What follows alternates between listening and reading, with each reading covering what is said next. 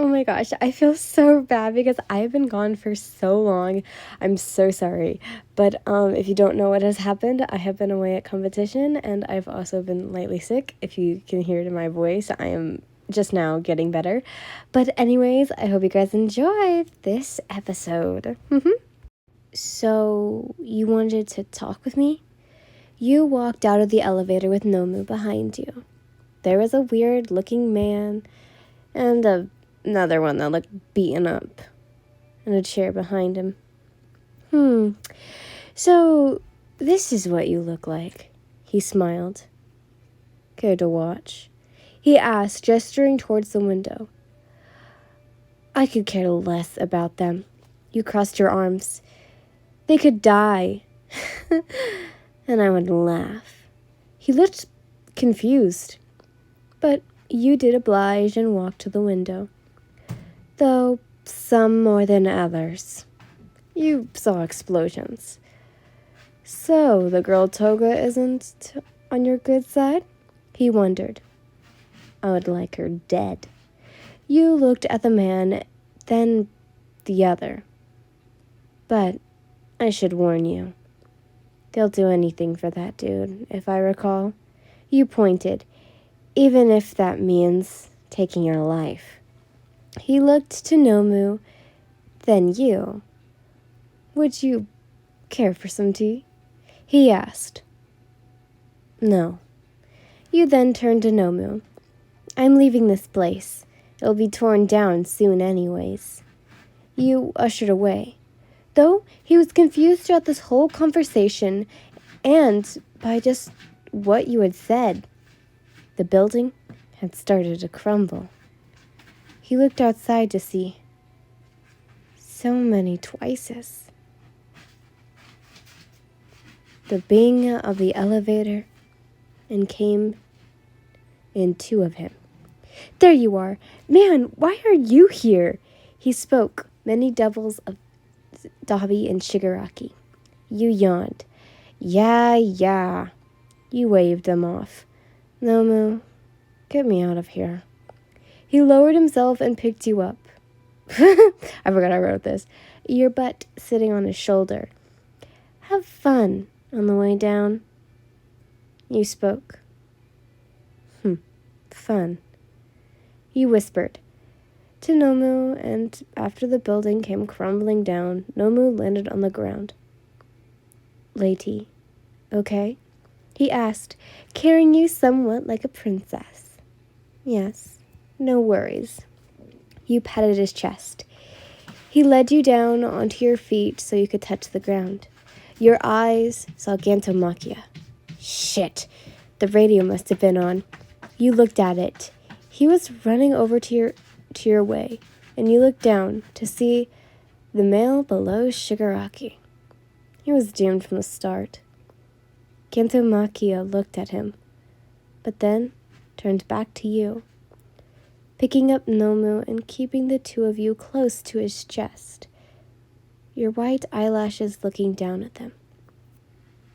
I can see their muscles, bloodstream, and organs. You thought. How?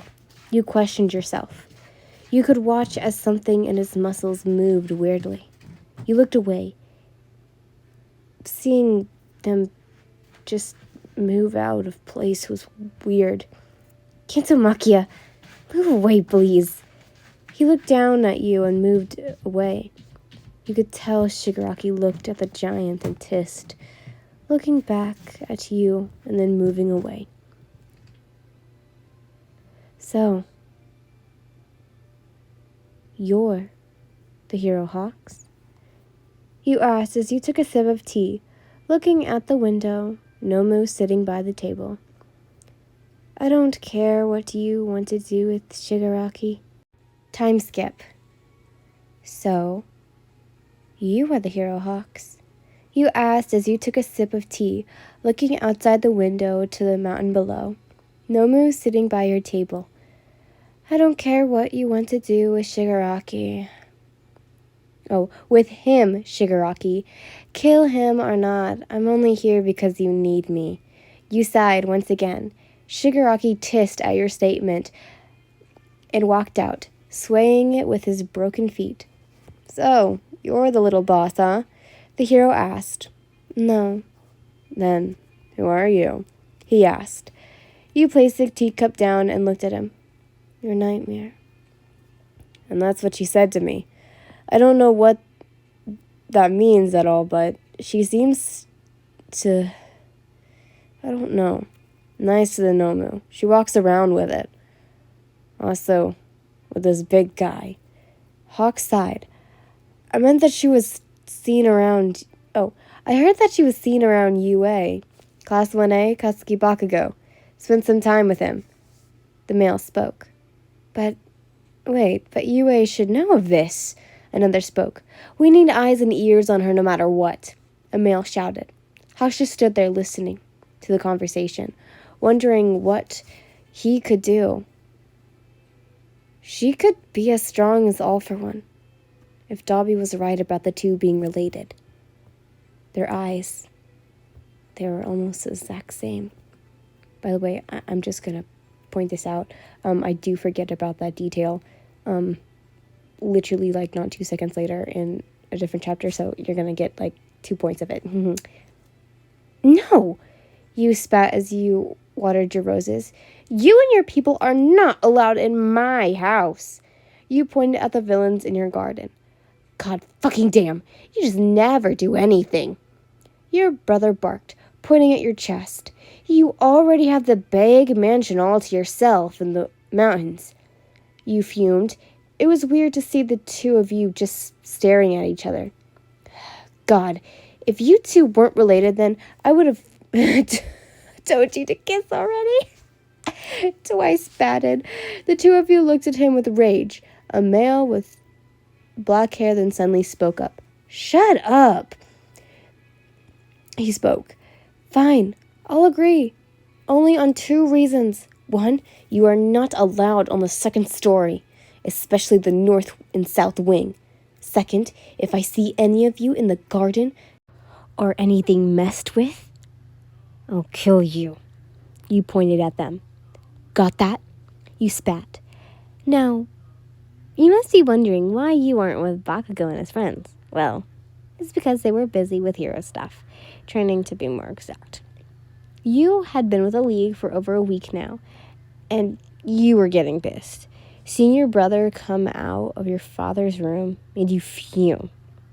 When you were younger, you were told you were never allowed in there, not even when you had a nightmare. You just had to knock on the door and wait for him and your mom. But what made him so different? And what are you doing? You asked as you found him walking out of his room, your arms crossed around your chest. It's none of your business. I had something in there I needed. He spat, looking down at you. What? Little princess isn't allowed in? He chuckled, his face moving closer. With his white hair, the two of you perfectly matched, being somewhat the same person but with different genders. You know there's something in there for you, right?